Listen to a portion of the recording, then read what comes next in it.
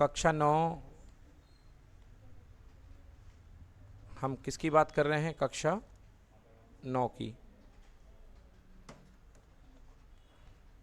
तो कक्षा 9 में हमारा जो चैप्टर चल रहा है उसका नाम है रेखा तथा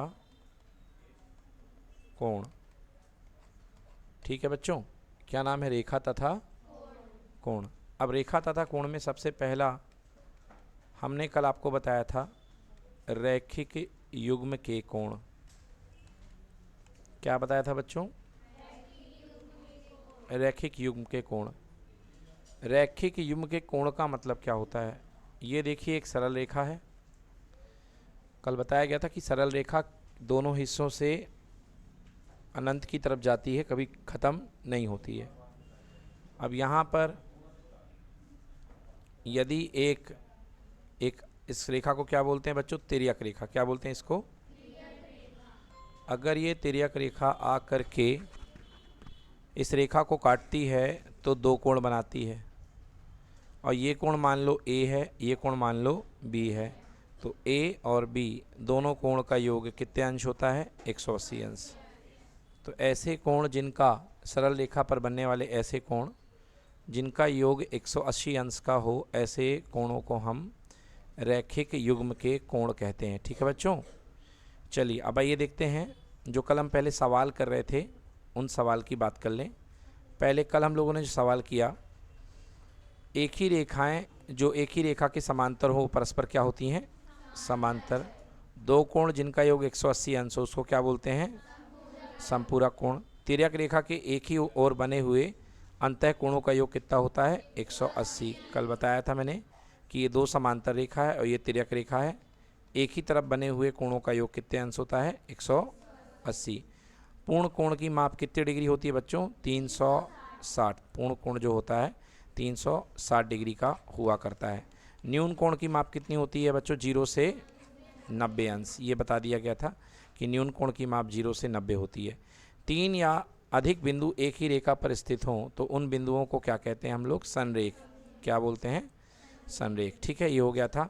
यदि दो रेखाएं परस्पर प्रतिच्छेद करें, तो कल बताया था कि अगर दो रेखाएं परस्पर प्रतिच्छेद करती हैं तो कुछ इस प्रकार का कोण बनता है। ये देखिए, दोनों प्रतिच्छेदी रेखाएं हैं तो ये कोण बनेगा, ये कोण बराबर ये कोण। ठीक है ना, इसको बोलते हैं हम।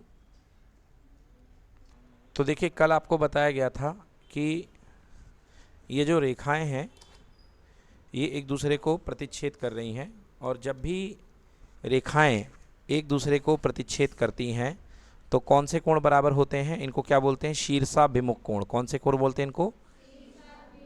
हाँ, तो ये जो कोण कहलाते हैं इनका नाम है शीर्षाभिमुख कोण। समझ में आया?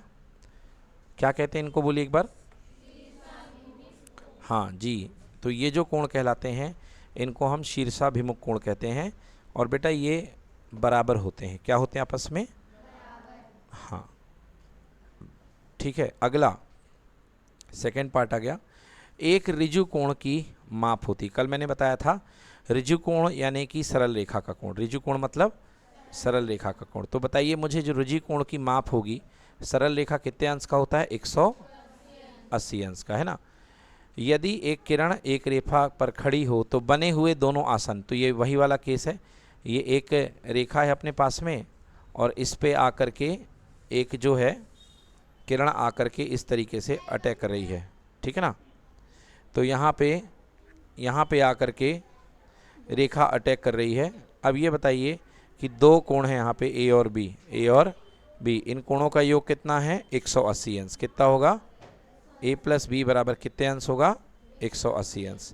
तो ये जो होते हैं इनको हम बोलते हैं आसन्न कोण। तो आसन्न कोणों का योग कितना होता है बच्चों?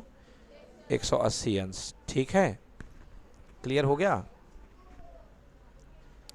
ठीक है ना। यदि एक तिर्यक रेखा किन्हीं दो रेखाओं को इस प्रकार प्रतिच्छेद करे कि संगत कोणों का युग्म बराबर हो। देखिए यहाँ पे ये कहा जा रहा है कि ये संगत कोण है और ये संगत कोण आपस में क्या है? बराबर। संगत कोण आपस में क्या है?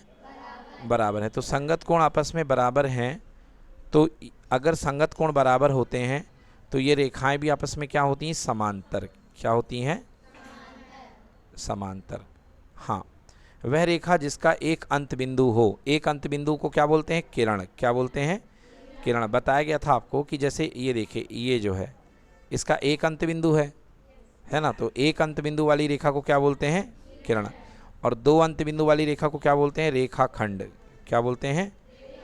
रेखाखंड। अगर दो अंत बिंदु हैं तो ये रेखाखंड कहलाएगी। ठीक है, दो अंत बिंदु वाले को रेखाखंड।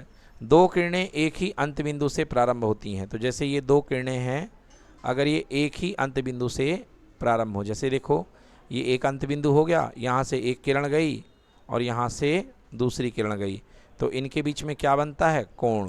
क्या बनता है?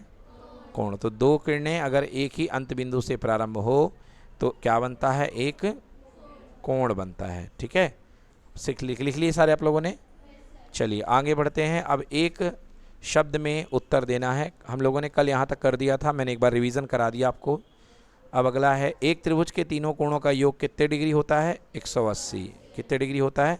180। समबाहु त्रिभुज के प्रत्येक कोण की माप। समबाहु यानी जिसकी तीनों भुजाएं क्या हो? बराबर हो। बता सकते हो कि समबाहु त्रिभुज के प्रत्येक कोण की माप कितनी होती है? 60 अंश। कितने अंश? हाँ, तो तीनों कोणों